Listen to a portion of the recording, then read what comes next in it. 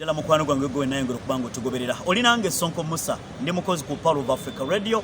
Omukuba waweereza abapaala akola program ye Entanda kumacha, akola program The Big Story buli lwa mukaaga, akola program Kassenya, program Resilience. Wakati mukongera kulabika nti tukukuumira ku ntiko y'okumanya.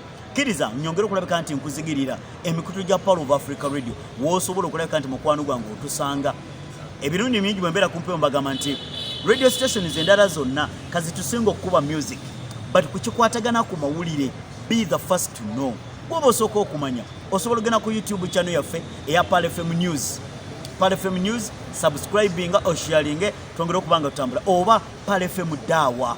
Pale FM Dawa ku YouTube mukwano gwange tuko bamaseka abateeketeeke abalina irimu nga bagiteekateeka balina gwe mbirowoozo tuukawo nawo mukwano gwaffe ku YouTube channel Pale FM Dawa oba ku Pale YouTube channel mukutuka formulala Pale FM News awona mukwano gwange twongera okubanga tutambula ba presenter ba Pale FM abalala bonna ogenda kulabika nti mukwano gwange bafuna byonna bye tubiteekateeka tulina gwe mbirowoozo mukwano gwange nkwagaliza okulabika nti osharinga no subscribinga yenze Ssonko Musa.